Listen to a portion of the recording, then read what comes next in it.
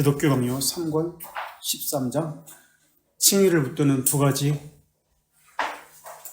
영광과 평화, 구별된 새 위격으로 그러나 동일한 본질로 계시는 삼위일체 하나님, 이 자리로 저희들을 불러주신 것 감사합니다. 저희들은 늘 상황 가운데, 시간 가운데 머물러 생각하고 합니다. 영원에서 계획하신 하나님의 깊으신 지혜와 그 섭리를 생각하지 못합니다. 저희의 신앙은 늘 영혼을 생각하고 하나님께서 어떤 분이라는 것을 생각해야 하는데, 저희들은 저희 자신과 저희의 삶 가운데 드러난 가시적인 것만을 보고 생각합니다. 저희들의 용서에 관한 말씀을 이 시간 나누고자 합니다.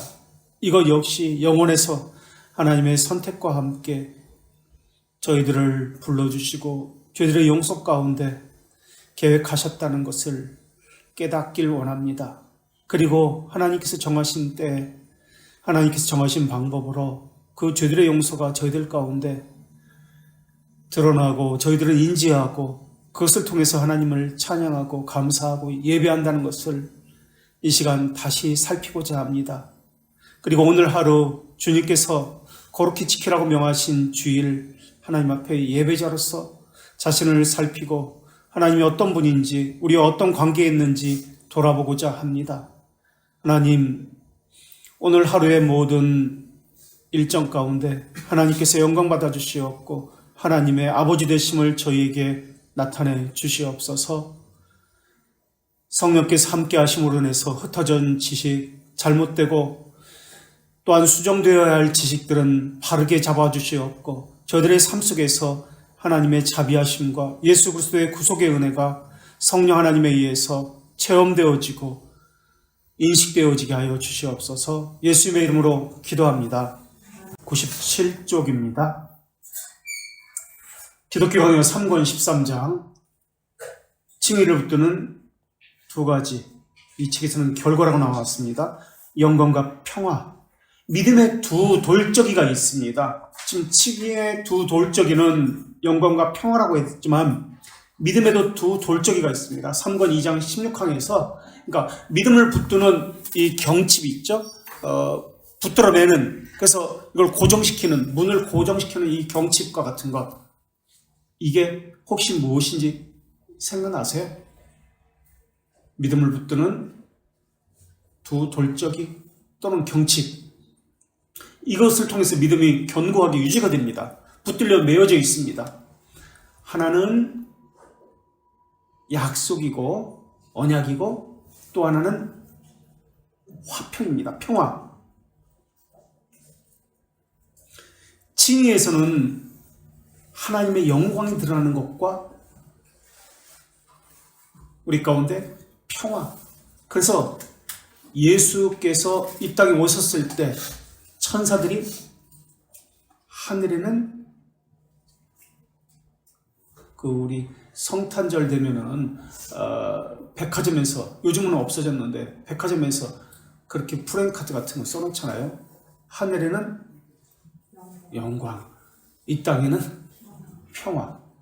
그 가운데 들어가는 단어가 있는데 그걸 빼놓고 항상 쓰죠. 무조건 평화가 있으니까 문자적으로 해석해서 우리 전쟁하지 말자. 1차 세계대전 독일하고 강화 하나 사이를 두고 우리 전쟁하지 말자. 성탄절이니까.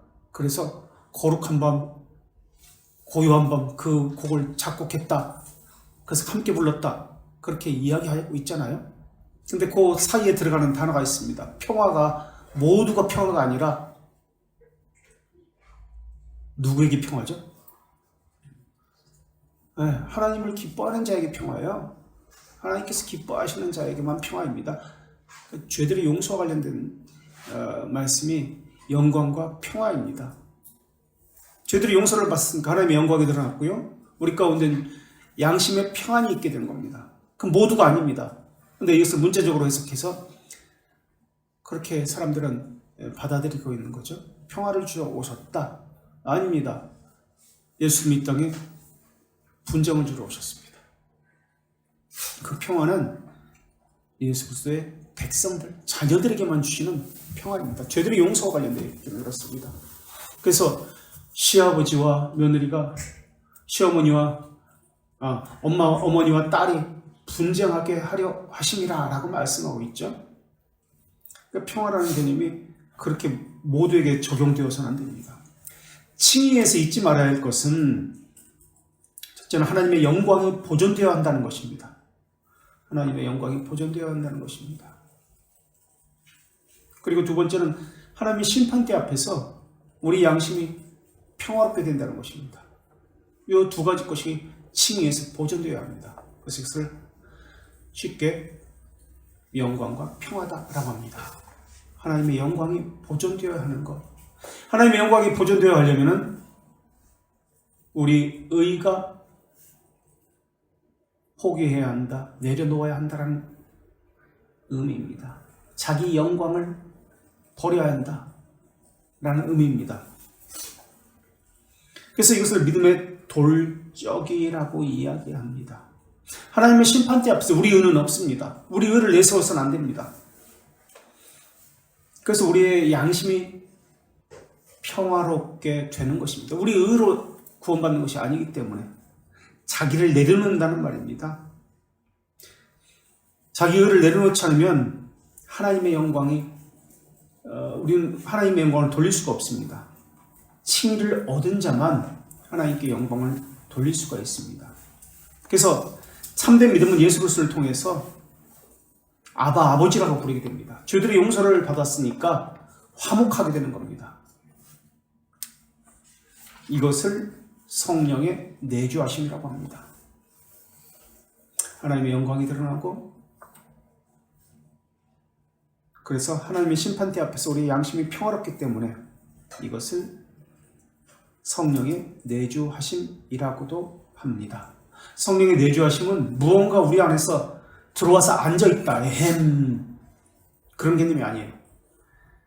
주유소에서 차에 기름을 넣듯이 탱크에 기름을 넣는다, 이런 개념이 아니에요. 내주하심이. 성령의 충만이라는 개념은 그런 개념이 아니에요. 하나님의 것이 되었다. 나는 하나님의 것이 되고 하나님은 내 것이 되었다는 개념입니다. 이게 자녀됨이라는 측면에서 이야기할 수도 있습니다. 같은 개념이에요. 근데 측면에서는 이 가족과의 관계에서 다른 그림 언어를 쓰고 있지만은 동일한 의미를 가지고 있는 단어입니다. 내주하심, 칭의, 자녀됨, 화목, 연합, 접붙임, 다 같은 개념들이에요. 그래서 하나님의 소유인 보아가 내 것이 되었다.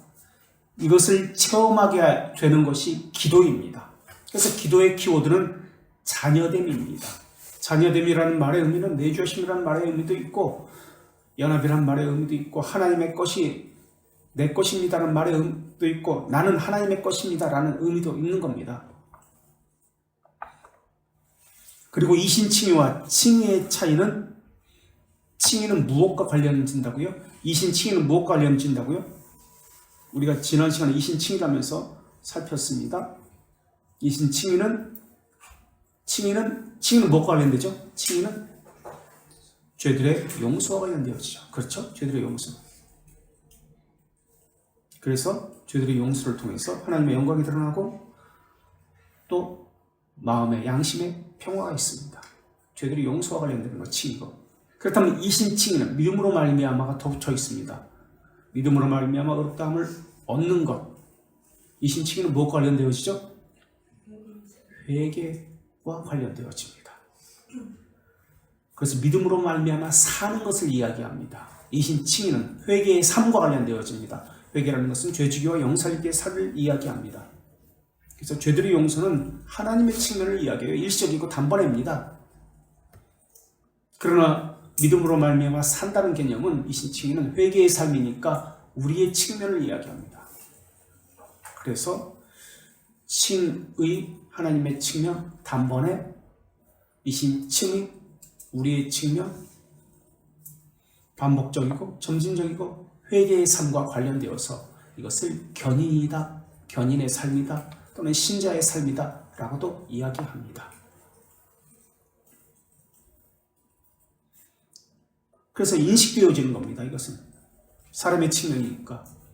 하나님의 측면은 것은 영원이기 때문에 우리가 인식할 수가 없습니다. 경험할 수가 없습니다. 그러나 사람의 측면에서는 이것은 경험되어지고 인식되어집니다. 그래서 믿음을 정의 내릴 때 믿음의 정의가 지식이라는 개념인데, 이 지식은 난리지가 아니라 어크널리지입니다.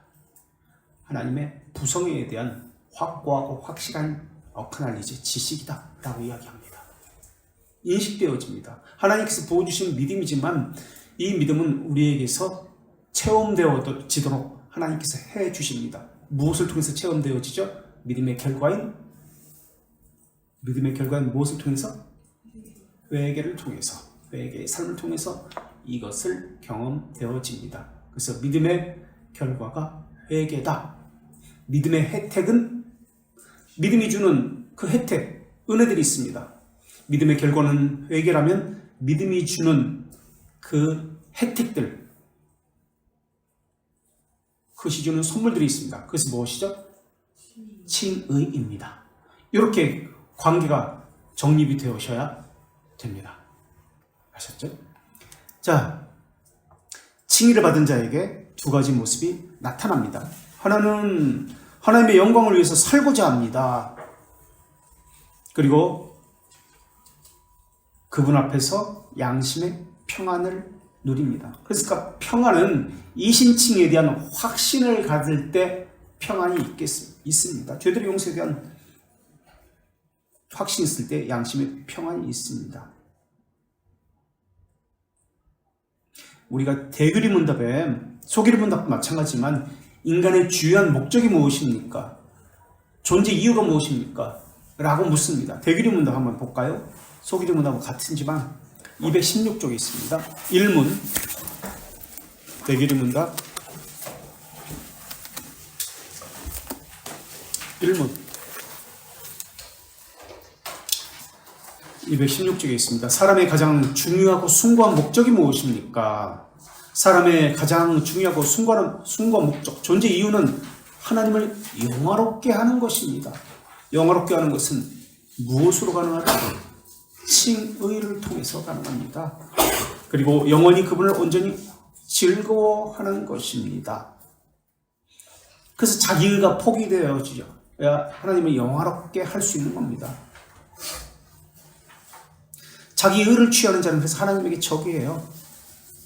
하나님의 영광을 인정하는 삶을 사는 자는 자기 의를 내려놓습니다. 자기 영광을 내려놓습니다. 자기 의는 구원과는 상관없습니다. 이것은 겸손을 이야기합니다. 겸손을 자기 부인이라고 이야기하죠. 또 자기 비참함을 발견하는 것과 관련되어진 것이 겸손입니다.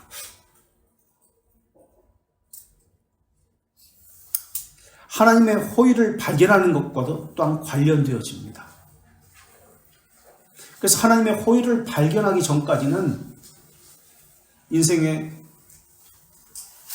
참된 기쁨을 하나님께 두지 않습니다. 자기 의를 성취하는 것으로 만족합니다. 이 교회에서 훈련받으면 천국 가겠구나 하는 것이 있습니까? 그걸 믿어야 합니다. 이 교회에서 훈련하는 대로 순종하면 나는 천국 갈 수 있다. 믿어야 합니다. 믿음은 약속과 함께 갑니다. 믿음은 소망과 함께 갑니다. 믿음은 약속으로 시작합니다. 그리고 그 안에서 쉬고 거기서 끝납니다. 이 복음의 약속입니다.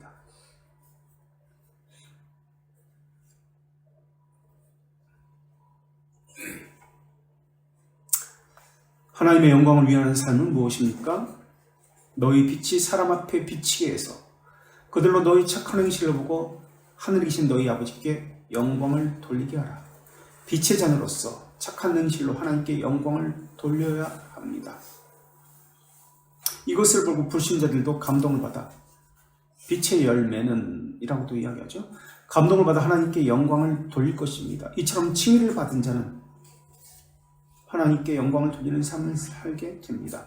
이 말은 칭의를 받은 자는 하나님께 영광을 돌리는 삶을 살게 된다는 것은 자기 의로 선행으로 하나님을 감동시키려고 하지 말아라라는 뜻입니다.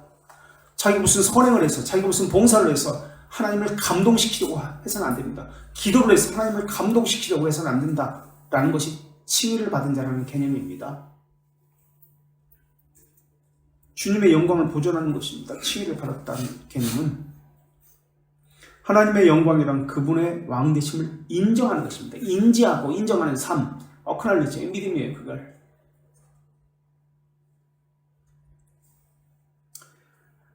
기독교 양요 3권 14장에서 사람이 가진 4가지 의를 이야기합니다. 4가지 의를 이야기하는데, 첫째, 하나님을 전혀 모르면서 우상숭배에 몰두하는 의를 이야기합니다. 3권 14장 1항에서 하나님을 전혀 몰라요. 그러면서 우상숭배에 몰두하는 의, 3권 14장 1절에서 지금 이것을 이야기합니다. 두 번째 의는 성례에는 참여합니다. 예배에는 참여합니다. 그러나 불결하게 사는 명목상의 의를 이야기합니다. 3권 14장 7항에서 이야기합니다. 예배도 참석하고 봉사도 하고 다 합니다. 그러나 불결하게 사는 명목상의 의, 3권 14장 7항에서 이야기합니다. 또 3권 14장 7항에서 세 번째 의를 이야기하는데, 사악한 심정을 숨기고 외식하는 의를 이야기합니다. 사악한 심정을 숨기는 외식하는 의, 3권 14장 7항에서도 이야기합니다. 그리고 네 번째 의, 요거는 다시 3권 14장 1항에서 이야기하는데, 중생된 자의 의를 이야기하는데요. 중생된 자의 의는 어떤 의냐면 참된 거룩을 갈망하는 의라고 설명하고 있습니다. 왜 거룩을 갈망합니까? 하나님의 형상을 입기 때문에 그렇습니다. 바른 지식 안에서 바른 지식을 갈망합니다. 하나님의 형상을 닮았기 때문에 점점 성화죠. 그러니까 신앙고백서적인 측면에서는 견인이라고도 이야기하고요. 그래서 하나님을 향해서는 거룩을 갈망하고요, 이웃을 향해서는 의를 추구하게 됩니다. 의라는 것은 공정함을 이야기합니다. 줘야 할 것을 주고 줘서는 안 되는 것을 주지 않는가. 이 공정함을 이야기합니다. 그래서 여기서 이 4가지 것에서 교회 안에도 4부류가 있다라는 것을 또 이야기합니다. 이 4가지 의를 가지고 이야기합니다.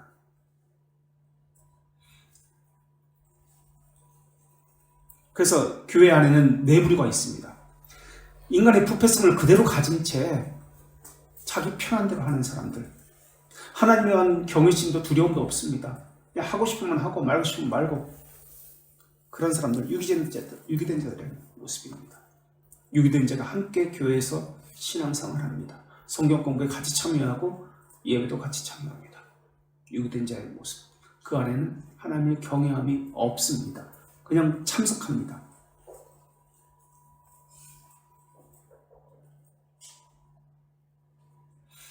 두 번째, 성례도 참여합니다.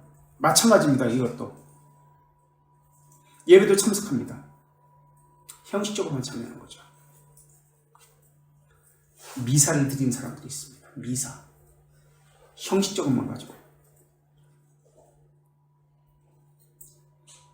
마찬가지로 유기된 자입니다. 그리고 외식하는 자가 있습니다. 외식, 유기된 자입니다.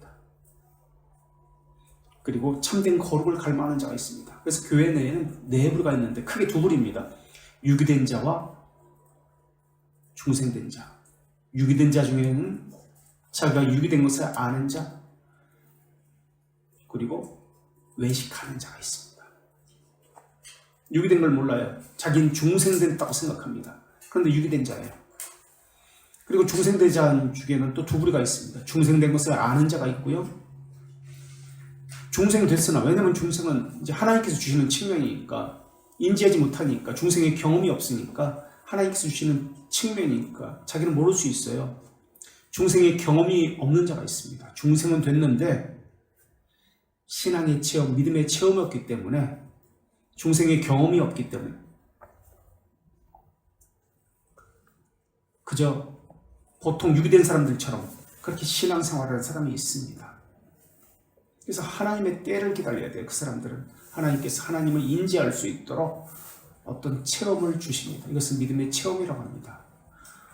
뭐 환상 보았다, 방언했다, 이것은 믿음의 체험이라고 하지 않습니다. 신앙 체험이라고 하지 않습니다. 하나님의 아버지 되심의 속성과 관련된 것이 믿음의 체험입니다. 이런 아버지였구나, 이런 하나님이었구나 깨닫게 될 때 이것은 믿음의 체험이라고 합니다.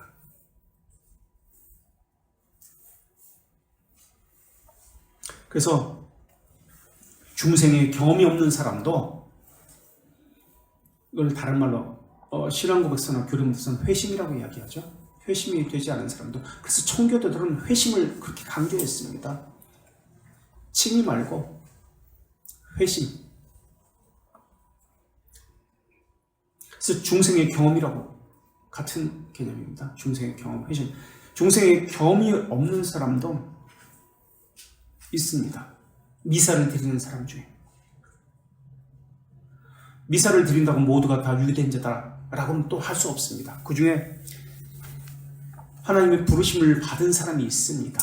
그러나 지식적으로 부족해서 그것을 모르고 있습니다. 하나님에 대한 중생의 체험이었기 때문에. 자, 이런 부류들이 함께 신앙생활을 하면서 자라가기도 하고 교회를 분열시키기도 합니다. 그래서 우리의 목표는 중생이라는 것을 생각하고 중생된 자다, 교회에 들어오는 자는 중생된 자다, 또는 아직 중생의 경험은 없으나 중생된 자라는 생각을 가지고 그들을 훈련시키는 겁니다. 그래서 중생된 자들은 중생의 경험이 없더라도 순종하게 되어 있습니다. 그래서 교회에서 순종의 훈련을 하게 되는 겁니다. 그 훈련을 통해서 이 훈련을 받으면 나는 천국 가기에 적합한 자로 만들어져 가겠구나 라고 생각하고 따라오게 되어 있습니다. 물론 참된 교회라는 전제가 있겠죠. 교회에서 하는 훈련들이 참된 교회라는 전제하에서 하는 이야기입니다. 지금. 자, 계속해서 예수님은 밑에서 둘째 줄 물질관에 대해서 설명하면서 내 보물이 있는 곳에는 내 마음도 있다고 설명하셨습니다. 예수님은 의식주에 대해서 염려하지 말라고 권면하셨습니다. 염려한다고 의식주가 해결되는 것이 아니라는 말씀입니다. 단지 먼저 그의 나라와 그 의를 구하라고 권면하셨습니다. 그러면 모든 것을 너에게 도와주라고 약속하셨습니다. 그렇게 살아보고 이야기해야죠. 저는 살아보지 않았는데 어떻게 저렇게 살지? 사람들은 그렇게 생각해요. 그렇게 살아보고 하나님께서 약속하신 것이 정말 아버지 되심을 우리에게 말씀하신 그대로 이루어지는지 아닌지 체험해 보아야 합니다. 이것은 중생의 체험과 관련되어져요. 그 말씀이 거짓인지 진실한지 경험해 봐야 합니다. 그래야 믿음이 뭔지를 알 수 있어요. 그렇게 살아보고 이야기해야 합니다. 예수 그리스도의 순종의 전가를 받은 사람은 하나님을 믿고 순종하기를 원합니다. 예수님의 순종은 두 가지 것으로 요약될 수 있는데요. 온유와 겸손입니다. 자기를 부인하는 것, 겸손. 자기 의를 내려놓는 것. 자기 의가 없어요. 그래서 예수님께서는 마태복음 11장 29절에서 내가 온유하고 겸손하니 여기서 가져온 겁니다. 예수님의 순종은 온유와 겸손입니다. 내가 온유하고 겸손하니 나의 멍에를 메고 내게 나와 배우라라고 말씀합니다. 그래서 죄에 대한 공포심을 갖게 됩니다. 처음에는 죄에 대한 공포심, 두려움이 있습니다. 여기서부터 전가된 의, 칭의를 받게 되고요. 하나님과 화해가 있게 되고요. 내주하심, 연합, 언약. 우리식으로 얘기하면, 논리적으로 얘기하면 그런 순서로 되어집니다. 죄에 대한 공포심을 갖게 합니다. 하나님의 사람에게는 하나님께서 율법을 통해서 죄에 대해서 두려움을 주십니다. 그래서 자기에 대한 비참함을 갖게 합니다. 그리고 전가된 의 주시고요. 그래서 하나님과 화해하게 하십니다. 그리고 내주하십니다. 내주하심은 언약이라는 개념입니다. 헌데 사람들은 죄에 대한 두려움, 율법을 지키지 못했을 때 그 비참함, 하나님의 그 진노, 이러한 것들은 다 건너뜁니다. 그리고 뭐부터 받으려고 하냐면 이런 과정들은 전가된 의, 화해, 내주하심, 이런 과정들이 있는데 이런 과정들 가운데 다 건너뜁니다. 건너뛰고 뭐만 받으려고 하죠? 성령만 받으려고 해요. 성령 주십시오. 성령 주십시오. 내주하심만 가지고 이야기해요. 성령만 충만하면 뭔가 다 된 것처럼 이야기해요. 죄에 대한 두려움, 하나님과의 그 화해, 화목됨, 이런 건 과정을 다 건너뜁니다. 그런 건 다 삭제해버려요. 죄에 대한 혐오심, 자기에 대한 비참함, 죄에 대한 두려움, 이런 것도 없이 내주하심만 되지 않습니다. 우리도 어떤 성령님을 구하고 있는지 살펴야 됩니다.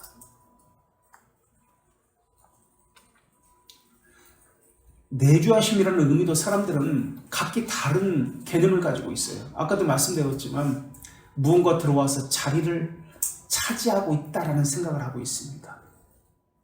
그래서 내가 말하는 것이 아니야. 내 안에서 성령님이 말씀하셔. 그러니까 들어야 돼. 성령께서 하시는 말씀이야. 이런 이야기를 많이 합니다. 잘못된 내주하심이라는 개념을 가지고 있기 때문에 그렇습니다.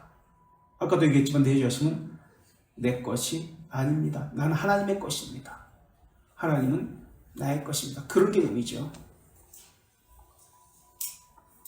그래서 내주하심이 있다고 이야기할 때 양심의 평안과 주님의 영광이 보존되어 있는가를 살펴야 합니다. 이것이 먼저 있어야 합니다. 이것이 있은 다음에 내주하심이 있습니다. 논리적으로 이야기하면. 그러니까 칭의가 있은 다음에, 제대로 용서가 있은 다음에 내주하심이 있다는 이야기입니다. 근데 성령 충만만 먼저 얘기해요. 성령의 내주하심만 먼저 얘기해요. 칭의 이런 거 다 빼버리고. 연합, 내주하심이라는 개념에는 세 가지 뜻이 있는데요. 내주하심이라는 개념은 세상 사람들이, 그렇게 세상 사람이 아니지, 보통 일반적으로 믿는 사람들이 생각하는 그런 개념이 아니에요. 내주하심이라는 뜻은 세 가지 뜻이 있습니다. 하나님과 우리를 묶는다는 개념인데요. 그 묶는 끈이 무엇이냐? 거룩의 끈입니다. 그래서 하나님을 붙잡는 끈이 거룩이라고 칼빈은 이야기하고 있습니다. 거룩해야만 하나님을 볼 수 있다라고 이야기합니다. 거룩해야만 하나님을 체험할 수 있다라고 이야기합니다. 그래서 내주하심이라는 뜻, 첫째, 하나님과 우리를 묶습니다. 그런데 그 묶는 끈이 거룩입니다. 우리를 거룩의 끈으로 하나님과 하나가 되게 묶습니다. 이게 내주하심이라는 뜻입니다. 다시 말하면 우리 측면에서 이야기하면 하나님께서는 거룩의 끈으로 하나로 하나님과 묶는다는 뜻이지만 우리 측면에서 이야기하면 거룩한 삶을 삽니다. 거룩을 추구하는 삶을 삽니다. 또 다른 말로 믿음으로 삽니다. 이신칭이라는 개념이에요. 성화라는 개념이에요. 믿음으로 삽니다 라는 뜻입니다. 왜요? 예수 그리스도의 순종의 의가 있기 때문에, 의의 전가를 받았잖아요. 순종의 의가 우리 안에 있기 때문에 자기 의로 사는 것이 아니라 예수 그리스도의 순종의 의로 삽니다 라는 뜻입니다. 두 번째 연합은 접붙임이라는 말이잖아요. 내주하심이라는 말은 접붙임, 연합이라는 말인데 이 말의 의미는 교제합니다라는 뜻입니다. 성령께서 내주하시면 하나님과 교제하고요, 성도들과 지체들과의 교제합니다. 밥 먹으러 다니고 어디 놀러 가고 체육대회 하고 레크레이션 하고 이게 교제입니까? 아닙니다. 신령한 것으로 서로가 서로에게 나누어지는 것입니다. 이것은 교제라는 것의 대표성은 기도를 이야기합니다. 자녀됨이라는 이야기입니다. 교제는 자녀됨이라는 이야기고요, 기도합니다 라는 뜻입니다. 그래서 기도의 키워드는 자녀됨입니다. 다른 말로 내주하심입니다. 성령께서 내주하심입니다. 그래서 기도하게 되는 거예요. 이게 두 번째 뜻입니다. 내주하심은 연합 접붙임, 자녀됨, 교제합니다 라는 뜻입니다. 이때 기도는 무엇에 종속되어야 된다? 그래서 우리는 교리 기도라고 이야기했죠. 교리에 종속되어야 된다. 성경에 종속되어야 된다. 하나님의 속성과 어울리는 기도를 해야 합니다라고 우리가 금요일 날 그 성경 구절도 찾아보았습니다. 자, 세 번째는 예수 그리스도의 의의 전가 그리고 죄들의 용서. 이 칭의가 두 가지 개념이잖아요. 죄들의 용서와 의의 전가 그리고 만족, 하나님의 정의의 만족. 이 세 가지인데 엄밀히 말하면 이것을 한 단어로 순종의 전가라고 했습니다. 예수님 의의 전가로 인해서 순종의 전가로 인해서 언약의 관계로 들어갔습니다라는 뜻입니다. 내주하심이란 예수 그리스도의 순종의 의의 전가로 언약의 관계에 들어갔습니다. 언약 백성이 되었다는 뜻입니다. 그래서 하나님의 말씀이 내 것이 됩니다. 하나님의 언약의 말씀이 내 것으로 주어집니다. 그래서 그 언약을 따라서 살게 되어집니다. 그것을 바라보면서 소망 가운데에서 그 언약의 말씀을 붙들고 살아갑니다. 그것을 다른 말로는 교리적으로는 은혜 언약이다라고 이야기합니다. 관계를 가지게 되었다. 화해하게 되었다. 라고도 이야기합니다. 그래서 이런 믿음의 증거는 거룩한 삶으로 그리고 소망을 가지고 그 언약을 바라보면서 사는 삶으로 나타납니다. 그래서 우리 대기름문답 32문 사망을 한번 찾아볼까요? 32문 사망 페이지 227쪽에 있습니다.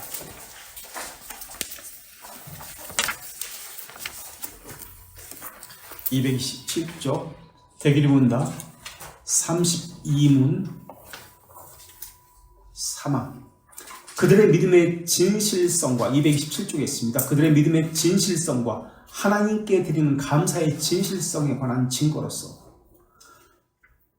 이들이 믿음을 가졌다면 그것이 진실한 믿음이라면 하나님께 드리는 그 감사가 예배가 진실한 것이라면 또 구원에 이르도록 그분이 정했었다는 방법이라면 그것이 그들이 택함받은 백성이라면 어떻게 됩니까? 그들은 전적으로 거룩하게 순종합니다 라고 나옵니다. 거룩하게 순종합니다. 그래서 아까 제가 이 교회에서 훈련받는 것에 그들은 그 훈련에 참여해서 그 훈련을 받으면 천국 갈 수 있겠구나, 천국하게 합당한 사람으로 빚어지게 되는구나 라고 믿게 됩니다 라고 이야기했던 겁니다. 거룩하게 순종하게 됩니다. 순종합니다. 그들이 전적으로 순종하게 합니다. 거룩하게 순종합니다. 전적으로.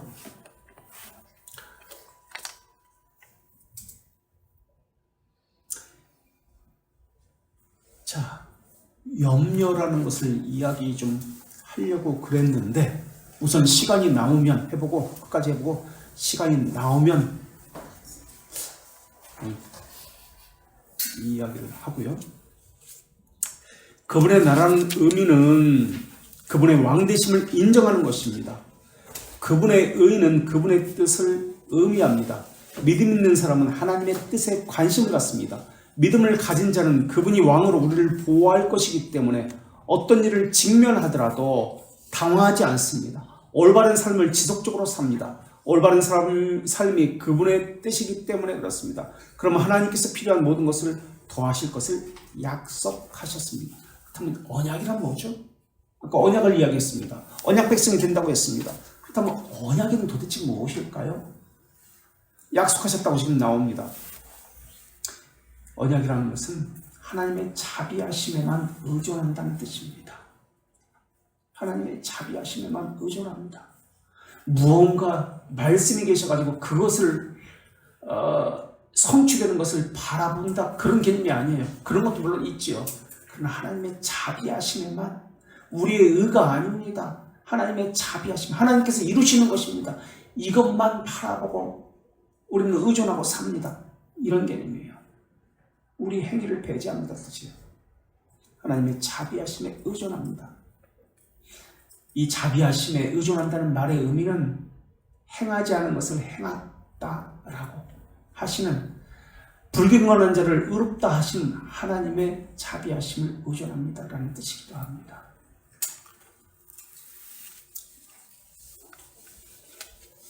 이렇게 칭의를 받은 자는 그분의 영광을 위해서 살게 됩니다. 이신 칭의를 이야기하죠. 칭의를 받은 자는 그분의 영광을 위해서 믿음으로 말미암아 삽니다. 이신 칭의를 이야기했습니다.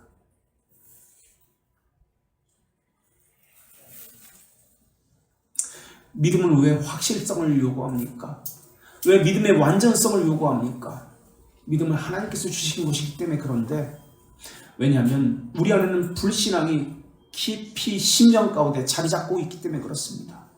자기도 모르는 불신앙의 그 성질들이 있습니다. 경향성들이 있습니다. 그래서 이 불신앙과 믿음은 우리 안에 동시에 있기 때문에 힘든 투쟁을 합니다. 그래서 믿음의 확실성은, 양심의 평안은 어디서 나오냐면 믿음의 확신에서 나옵니다.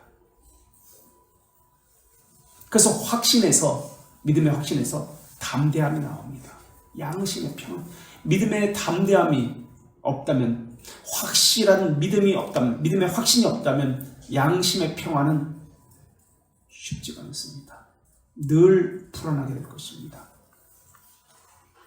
이 담대함은 하나님과의 관계에서, 구원의 확신에서 나오는 것입니다. 그래서 이것을 믿음의 확신이라고 부릅니다.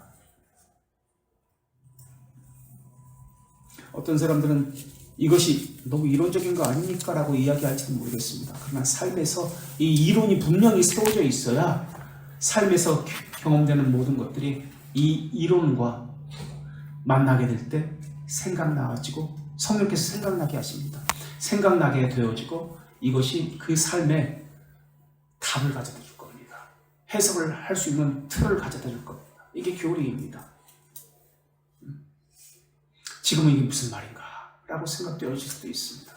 그러나 이 다음에 생각나야질 것이고, 이미 체험한 사람들은 이것이 정리가 돼서 그것이 그런 것이었구나 라고 깨달아지는 분들이 있을 겁니다. 그러나 체험하지 못했다면 이 다음에 체험하게 될 때, 하나님의 아버지 되심을 보여주실 때, 그때 이것이 그래서 이랬구나 라고 정리가 되실 것입니다. 자, 또 칭의를 받은 자는 양심의 평안을 갖게 됩니다. 확신은요, 중생을 통해서 일하는 거 아닙니다. 중생 되었습니다. 이건 하나님의 측면이거든요. 근데 확신은 중생에서 일하는 것이 아니에요. 중생 되었다고 확신을 하지 않습니다. 그럼 무엇에서 확신이 일어납니까? 믿음의 확신은 중생에서 일하는 것이 아니라 하나님의 속성을 경험할 때 일어나는 것이 믿음의 확신입니다. 그래서 확신은 하나님의 속성을 경험하지 못한 자에게, 중생의 경험이 없는 자에게, 부족한 자에게 늘 불안하게 됩니다. 확신이 없기 때문에. 양심의 평안이 없습니다. 그래서 늘 불안하게 되어 있습니다. 그럼 불안을 없애는 어떻게 해야 됩니까? 하나님이 어떤 분인지를 체험해야 합니다. 하나님께서 자기 계시를 통해서 하나님이 어떤 분인지를 날마다 우리에게 보여주십니다. 깨닫게 해주십니다. 그러나 이것을 깨달을 수 있는 것은 우선 지식적으로 하나님이 어떤 분이라는 것을, 속성에 대해서 배워야 합니다. 그래서 하나님께서 보여주실 때 이것을 인지할 수 있습니다. 칭의를 받은 자는 양심의 평안을 얻습니다라고 했습니다. 이게 신자의 삶입니다. 그러나 불신자는, 불경건한 자는 어떤 때 양심의 평안을 얻습니까? 어떤 때 만족을 얻습니까? 우리는 하나님을 경험했을 때 만족을 얻고 기쁨을 얻고 평안함을 얻습니다. 그러나 불경건한 자는, 불신자는 물질적인, 양적인 것, 질적인 것에서 평안과 기쁨을 얻습니다. 숫자, 가시적인 어떤 것에서 만족을 얻습니다. 평안을 얻습니다. 그리고 또 상대적으로 저 사람보다 나으면 행복이다 라고 생각합니다. 그래서 교회도 마찬가지예요. 숫자나 양적인 것을 보고 진리가 있든 없든 그 상관없어요. 그것을 통해서 참된 교회다, 좋은 교회다 라고 거짓된 확신을 얻게 됩니다. 물론 상대적으로 비교해가지고 행복함을 느끼고 만족함을 느끼고 기쁨을 느끼고 평안을 느끼는 것, 그것 자체는 죄가 아닙니다. 상대적으로 내게 어떤 것을 주었을 때, 더 많이 주었을 때 이것을 누리고 기뻐하는 것, 이건 죄가 아닙니다. 이것도 하나님께서 주신 선물입니다. 그럼 뭐가 되는 것입니까? 뭐가 죄가 되는 것입니까? 이것을 매이는 것이 죄입니다. 여기서 기쁨을 느끼는 것은 죄가 아닙니다. 그러나 이것에 매이는 것, 지상의 삶만 바라보는 것, 이게 죄입니다. 하늘의 소망을 바라보라고 지상의 것을 주셨는데, 그 물질을 주셨는데 이것에만 매이는 것, 이게 죄입니다. 이 가시적인 것은 이 이면에, 하나님께 주시는 이 가시적인 것은 이 이면에 무엇이 있다는 것을 말씀하기 위해서, 그것을 깨닫게 하기 위해서 주시는 것이에요. 경건한 삶을 무시하는 것이 죄입니다. 경건한 삶은 그 가시적인 것을 통해서 심판의 날 생각합니다. 우리에게 주신 그 은사를 통해서 청지기적 삶을 살아야 한다는 것, 거룩과 의를 추구해야 된다는 것, 이것을 생각합니다. 근데 사람들은 외식에 몸에 배어있기 때문에 숫자 규모를 가지고 관심이 있어 합니다. 그리고 숫자 규모를 가지고 평안과 만족을 얻습니다. 가식인 것에 매여서 이것을 가지고 만족을 얻습니다. 그래서 외식하는 죄를 더하게 됩니다. 그래서 자기 의를 자랑하는 사람은 다른 사람의 죄를 용서하지 못합니다. 자기 자존심을 지키려고 합니다. 그래서 교회를 떠나가기도 합니다. 거짓 교회를 떠나가는 것은 언제든지 즉각적으로 반드시 해야 합니다. 거짓 교회라는 것이 판명되는 말입니다. 그러나 그렇지 않으면 자기 의를 내려놓는 법을 배워야 합니다. 떠나면 안 됩니다. 그렇다면 이런 기도는 어떻습니까? 죄들의 용서함을 이미 받았습니다라고 우리는 배우고 있습니다. 그 칭이라고 배웠습니다. 그 모든 죄를 용서받았다고 우리는 배우고 있습니다. 로마 카톨릭에서는 소죄, 대죄, 큰죄 나눠가지고 용서받은 죄가 있고 용서받지 못한 죄가 있다라고 나누고 있습니다. 우리는 그렇게 하지 않습니다. 영혼에서 이미 모든 죄를 이미 용서받았습니다라고 배우고 있습니다. 기도할 때 이러이러한 죄에 대해서 용서해 주십시오라고 우리는 기도합니다. 이 기도에서 어떻게 생각하십니까? 이 기도가 옳은 것입니까? 우리 죄를 용서하여 주시옵소서. 우리 기도할 때 습관적으로 이러한 기도를 많이 합니다. 우리 죄를 용서하여 주시옵소서. 우리 죄를 용서하여 주시옵소서. 그리고 금요철회 때는 죄에 대한 용서를 하고 우리 기도해야 기도응답이 잘 됩니다라고 이야기합니다. 그래서 주여 삼청하고 주여 주여 주여 하고 우리 죄를 회개합시다. 이러한 죄를 용서하여 주시옵소서 라고 우리는 기도합니다. 이 기도에 대해서 어떻게 생각하십니까? 옳은 기도라고 생각하십니까? 아니면 잘못된 기도라고 생각하십니까? 오늘 다 못 끝나겠다. 어차피 두 번을 나눠서 해야 되는구나.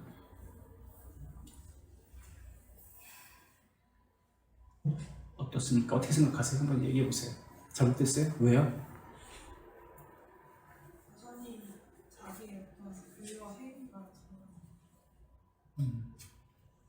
또요, 다른 분들은 옳다고 생각하거나 또 요 아니다고 생각하는데 또 다른 의견도 있어요. 신영재는 어떻게 생각하세요? 용서해 달라고 해서 용서해 주시는 게 아니고. 응. 그래서 잘못됐는데 왜? 그래서 내가 용서를 바라는 때 용서하는. 그래서 잘못됐다. 그래요. 그런데 우리는 그렇게 기도하잖아요. 죄들의 용서함을 이미 받았어요. 근데 아직도 용서해 주세요라고 기도하고 있어요. 잘못된 기도죠. 그럼 어떻게 기도해야 되나요? 성경에서는 용서해 주세요라는 기도가 나오나요? 안 나옵니다. 그런데 그렇게 기도하고 있어요. 그럼 어떻게 기도해야 하나요? 성경에는 이러한 기도가 많이 나옵니다. 죄를 지었을 때 용서해 주십시오라고 기도하지 않고 특히 시편에서 긍휼히 여겨 주소서, 또는 신약에서도 복음서에서도 불쌍히 여겨 주소서, 다윗의 왕 예수여 우리를 불쌍히 여겨 주소서, 이 기도가 옳습니다. 우리는 기도는 항상 성경에 근거해야 합니다. 그래서 교리기도라고 이야기한 것이죠. 그런데 교리기도가 아닌 경우가 너무 많이 있습니다. 우리의 기도를 살펴보지 않습니다. 성령이여 이 시간 내려와 주시옵소서 라는 기도도 마찬가지죠. 그런데 우리는 그런 기도를 많이 합니다. 이 예배 가운데 임재하여 주시옵소서. 물론 어떻게 보면 틀린 말은 아닙니다. 더 특별히 은혜를 베풀어 주십시오 라는 개념이라면 그 이야기는 맞습니다. 그러나 성령이 언제 하나님인데 임재하지 않은 적이 있습니까? 함께하지 않은 적이 있습니까? 늘 편지하십니다. 그 기도는 잘못되었습니다. 그렇게 이야기한다면 늘 함께하십니다. 이 시간 내려와 주시옵소서. 우리와 함께하시고 항상 임재하시는데, 항상 함께하시는데, 그렇죠? 우리는 죄의 잔재가 있습니다.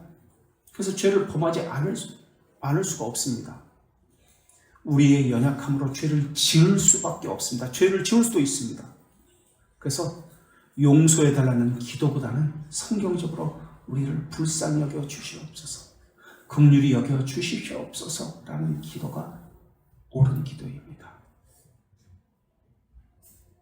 우리는 죄인입니다. 그러나 어떤 죄인? 예수 그리스도의 의의 옷을 입은 죄인입니다. 동시에 죄인이지만 그런데도 불구하고 하나님의 자녀입니다. 그래서 하나님 앞에 담대히 나아갈 수 있습니다. 죄를 지었기 때문에 하나님으로부터 나아갈 수가 없다, 숨고 기도할 수 없다, 이것은 율법주의자입니다. 자기가 자기 의를 가지고 하나님께 나아가려고 하는 것입니다. 죄를 지어도 도망가서는 안 됩니다. 오히려 하나님 앞에 나아가야 합니다. 하나님 앞에 긍휼을 구하며 당당하게 나아가야 합니다. 더 기도해야 합니다. 피하지 말아야 합니다. 칭의는 이미 하나님과 화해되었음을 의미합니다. 이것은 시간 개념이 아니에요. 영원이라는 개념이죠.